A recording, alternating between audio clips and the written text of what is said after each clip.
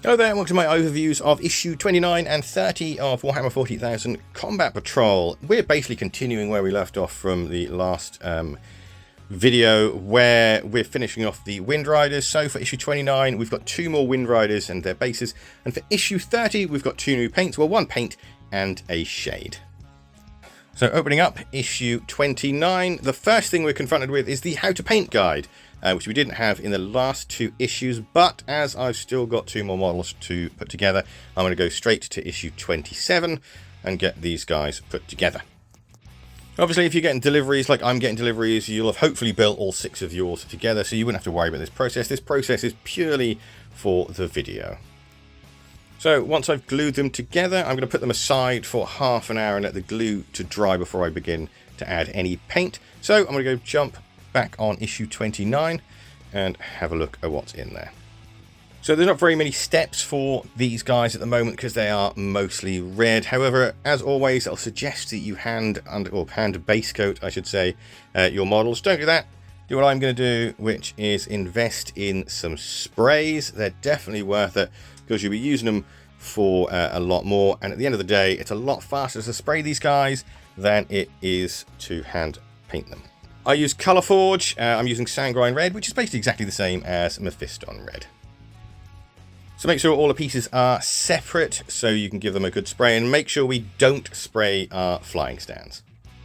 Normally I'd use a little bit of super glue and a cocktail sticks, or a few cocktail sticks, to actually hang these guys up. I'm out of super glue, so I've used some blue tack, tacked them down. I've put the jet bikes on their exhausts and the riders on their heads, as those colours don't need to be red, so I ain't got to worry about it too much. As you can see, it's a lot faster than hand undercoating them, and they're done within about 5 minutes. Once that sprayed is completely dry, or has completely dried, I should say, I'm then going to go ahead and start painting. Now I'm going to use Mephiston Red because there will be some bits that need to be tidied up because the spray couldn't reach them. Not too much of a problem though. It's going to save us a lot more time in the long run doing it this way than it would just hand undercoat them. This in fact only took around about 10 minutes to actually catch up to where I needed to be. So from there, we're on to the black. I've got to say the black is a little bit trickier than some of the other colours. You are going to need to tidy up the Mephiston Red as you go, because you will, on occasion, get bits of black where they don't need to be. Same as with all the other colours, to be honest. These jet brakes are a little bit fiddly in places. However, because there's not very many of them, and we're not using very many paints, it's not going to take too long at all. In fact, it only took me round about an hour and a half, maybe an hour and 40 minutes to get them all to the stage we need to be at. Once we're finished with the painting though, it wants us to glue the bases in. You can still use plastic glue for this. Just make sure you put a little bit on and then hold it up for as long as you need to. If you let go too soon, it will come off the stand. There we are, very happy with the way these guys have come out. And well, I think that's nearly it for Eldar, to be honest, or the Eldari. I think we've got 2 more units, one with a premium kit, and I think we've got some Wraithguard on the way. Once our painting is out of the way, they're on to the lore. So once again, we're looking at the Jurakai, and these are basically the evil versions of the Eldari. They are a fun army to paint and quite a fun army to play as well. I highly recommend, once you've done this combat trial, give them a bit of a look. Lots of fun, lots of fantastic models. After that, we're looking at rules. Once again, we're diving straight into the core rules. So this is basically your rulebook that we're now obtaining, and we're looking at the command section this time. From there, we've got our Combat Patrol sheet, which shows us everything we've got so far with the Eldari, with some pretty nice glamour pics and basically examples of what our guys will look like when they're fully painted. After that, we're finally going to look at how the Wind Riders play in the game, some of their special rules, and how to use their special rules during gameplay. Speaking of which, unlike last video where I didn't have any games to play, I've actually got scenario 19 to play, and it's the Wind Riders versus the Tyranids. It's just some termagants, so it's not going to be too heavy. Only 4 battle rounds as well, and the goal is to get as high as we can with our victory points.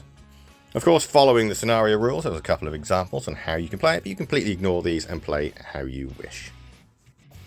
With our battle mats set up and our units in place, it's time to determine who goes first, and unfortunately for the Tyranids, they're going after the Eldari. Naturally, the Wind Rider's first move is to go straight forward, heading towards that objective marker and to get as close as they can to it. Of course, the ruler we get with this only goes up to 12, but they can go 14 inches.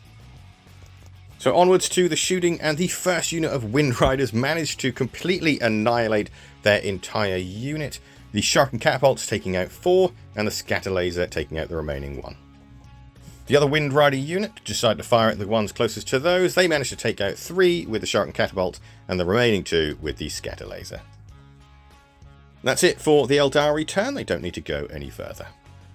As the Tyranids took an absolute pasting in that first turn, their reinforcements arrived. 1 unit arrived next to the first unit that was taken out, and the second unit arrived next to the unit that's actually captured that command point. Both reinforcement units decided to move forward. As all 3 units were in range of those Wind Riders, they all decided to concentrate their fire onto 1 unit. A little bit successful as well, as they managed to take out 1 of the Wind Riders. It's still pretty even Stevens at the beginning of turn 2, and the Eldari are in charge of 1 of the objective markers, gaining 5 victory points. So the damage unit are going to move forward, trying to get behind the Tyranids, and the other unit will gather around the objective marker a little bit more. In the shooting phase, the wounded Wind Rider unit will take on the unit closer to those, with the Sharpened Catapult removing 1, and the Scatter Laser killing 2. The other Wind Rider unit will take on the unit that's actually captured the objective, with the Sharpened Catapult removing 1, and the Scatter Laser finishing off the other 4. It's not looking too bad for the Tyranids at the moment. I need to do a battle shock test for that small little unit to see if they manage to maintain that objective, as they are just in range of it. And to my absolute shock, they managed to pull it off, meaning the Tyranids gain 5 victory points. The reserves arrive as far away as they could, which is typical of my rolling, but they did charge forward so they can get as close as they can to that wounded Wind Rider unit. Then all 3 of the Termagant units will fire at those Wind Riders, however they fail to cause any damage.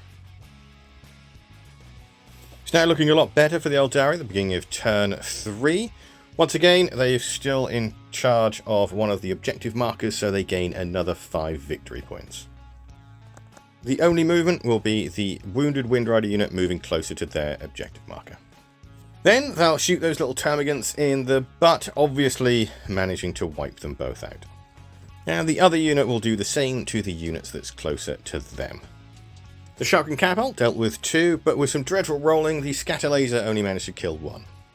It's now looking not so good for the Tyranids, but their reinforcements have arrived once again as far away as they possibly could. Then all the Termagants will move as close as they can to the first objective marker in hopes to dislodge the Eldari from that spot. In the shooting phase, they managed to deal 1 wound to 1 of the Wind Riders. And in a very bold move, 2 units decided to charge, however only 1 made it in. However, the decision to charge in was a good one, as they managed to kill 1 of the Wind Riders for only 2 of their own. At the beginning of turn 4, the final turn, it looks like it's going to be a runaway victory for the Eldari, with them gaining 5 extra victory points, meaning they have a total of 15. The other objective is currently contested. In the shooting phase, the full unit are going to take on those 2 Termagants, and of course they completely annihilate them. And at the combat phase, the Wind Rider managed to take out 2 of the Termagants without receiving any wounds back.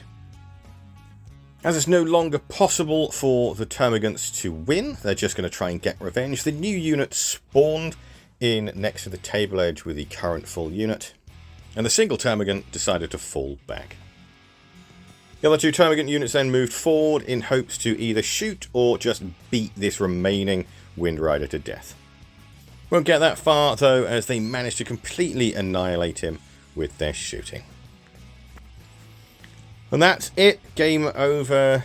We managed to lose 1 Eldari unit, which is a bit of a shame, but they are the victors with 15 victory points to 5. It's a pretty one-sided scenario, and it's definitely designed to make the Wind Riders look good.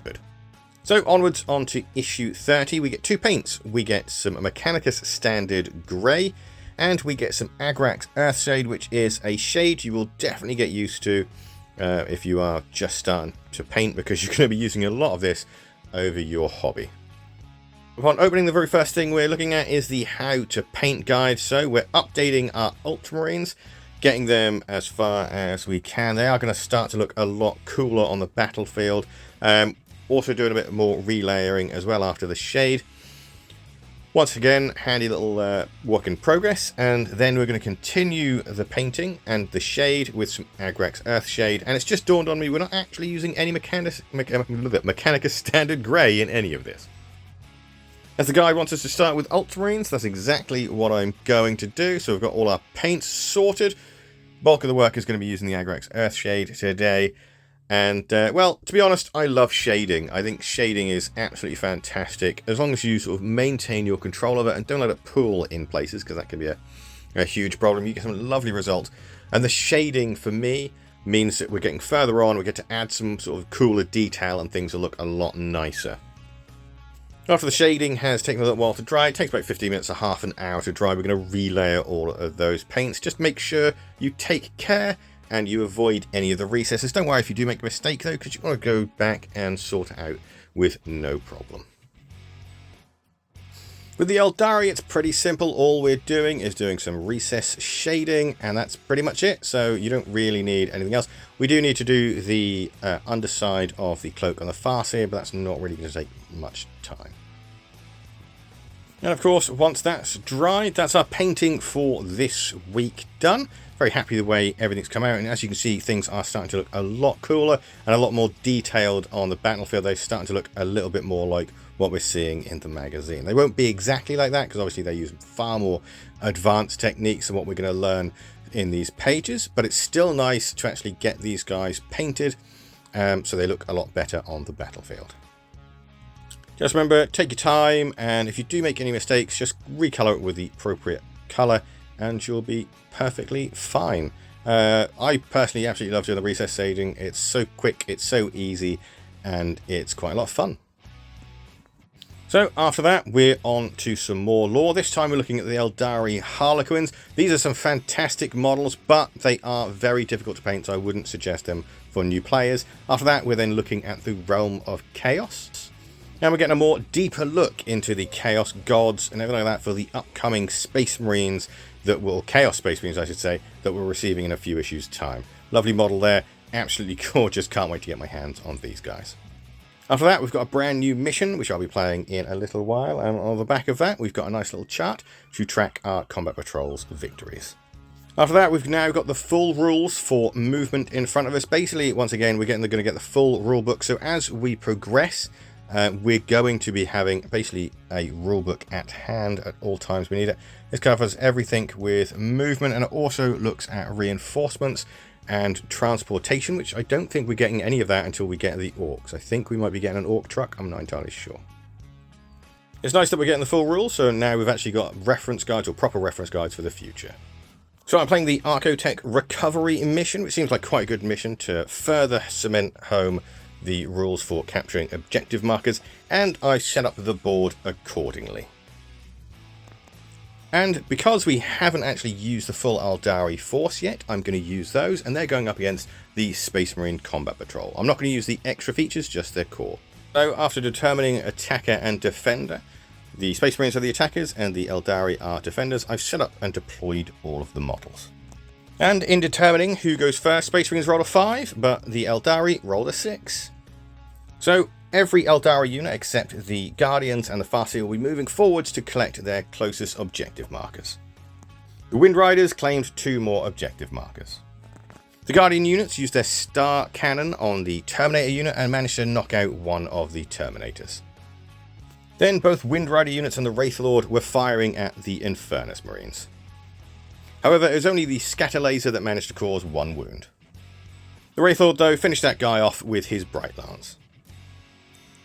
All the Terminators, including the Terminator Captain, moved forwards closer to their nearest objective markers, and then I rearranged the Infernus Marines so they were hiding a little bit behind the cover to take advantage of the cover bonus. I had to double check the line of sight for the Terminators on the Wind Riders, which they were just in line of sight, but however, thanks to that cover save, they only managed to cause 1 wound. So at the beginning of turn 2, it's looking a lot more in favour of the Eldari. At the moment, they themselves hold 3 objectives, meaning they gain 15 victory points. The only thing that moved in the movement phase was the Wraithlord. And with the Guardian Star Cannon only managing to claim a line of sight, they managed to take out one of the Terminators. And everything else decided to fire at the Terminator Captain that's bearing down on the Wind Riders and the Wraithlord. It was all then down to the Wraithlord, and with a lucky shot, he managed to completely wipe out the Terminator Captain as you roll die 6 plus 2 damage. And he took a whopping 8 wounds. It's now not looking that great for the Space Marines. However, they do have 2 objectives themselves, so they gain 10 victory points. However, it's not over till it's over, and the Space Marines decided to move forward to try and take some of the objectives and remove some of those Wind Riders. The Infernus Marines also decide to get in range, but also stay in range of their objective marker. And as they were in range of the Wraithlord, they opened fire, but however, they managed to fail to cause any wounds. This is also despite rolling a chunky 16 attacks. The Terminators, on the other hand, having line of sight, also decide to open fire on the Wraithlord, but they managed to cause 3 wounds, 3 from the Librarian and 1 from the Assault Cannon. So there's a special mission rule at the beginning of turn 3 where we have to randomly select one of the markers in No Man's Land, and it turned out to be objective marker 1, which so happens to be in the centre. But nothing happens to that until round 4, and at the moment the Eldari still capture 3 objective markers, meaning they gain another 15 victory points. As the centre objective marker is going to disappear, both the Wraithlord and those jet bikes are going to move forward. This way they can get closer to the Terminators and they can get closer to that other objective marker as well. On to the shooting, and the other Wind Rider jet bikes are going to fire at the Infernus Marines as that scatter laser is in range and manages to take out another of the Infernus Marines. Naturally, the other Wind Riders are going to open fire into those Terminators, but they only managed to cause 1 wound. The Star Cannon could still pick out one of the Terminators, but that failed to cause any wounds. The Wraithlord, on the other hand, decided to take on and take out one of the Terminators before he went in and charged. As the Wraithlord has more options for attacks, he went for a sweep and managed to take out the remaining Terminators. The Librarian received only 1 wound, and in return he managed to completely fail to wound the Wraithlord. It's gone from bad to worse for the Space Marines. They simply didn't have enough boots on the ground, and unfortunately they've only got 1 objective marker, so they only gain 5 victory points. The Infernus Marines decide to move forward in an attempt to take out some of the Wind Riders. They've pretty much lost it, so we might as well cause as much damage as we can. However, despite getting 9 hits, and most of those were successful wounds, they actually only managed to cause 1 wound on the Wind Riders. On to close combat, and the Librarian failed to wound the Wraithlord, but the Wraithlord in return managed to completely annihilate that poor Librarian. So as turn 4 begins, we've got to remove one of the objective markers, and that's the gamma marker that was marked out earlier, so we're going to remove that. However, I'm not going to bother rolling for the other one, as we've only got 3 Space Marines left. The Eldari also still have 2 objective markers, that's another 10 victory points. Both Wind Rider units and that Wraithlord are going to charge forward, basically to surround those last 3 Infernus Marines. It's going to be a complete tabling for those poor Marines, but sometimes luck is not on your side, and this is just the way it goes. The Shark Catapults only managed to deal 1 wound, but the Scatter Lasers managed to finish him off and take out another. With the Wraithlord left to go and looming over that poor Infernus Marine, the Shark Catapult did nothing, but that Bright Laser completely annihilated him. And it was an absolute drubbing for the poor Space Marines, the Eldari not managing to lose a single model. And at 40 to 15, it was a huge victory as well. Of course, on the back page, we got a sneak peek for what's coming with the next delivery, and it's the start of the Chaos Space Marines, and by the look of things, the last base coat and the last shade. A very heavy paint session this time, but I'm glad of it because stuff is starting to look a lot more cooler than it used to. And I absolutely love the fact that we're now getting into the shades. Soon it'll be the highlights, so things are going to look even better. Of course, the stars of the show, once again, were the Wind Riders. We finally got all 6 together. I'm very happy with the Eldar. I absolutely love them. And of course, they absolutely destroyed those Space Marines, which kind of made Space Marines look a bit bad. But Eldar, or Eldari, are meant to be Space Marine killers. Thank you so much for watching, and if you want to see more, give the channel a subscribe, hit that notification bell, all that usual YouTube stuff, and I'll see you on the next one. Thanks again, and goodbye for now.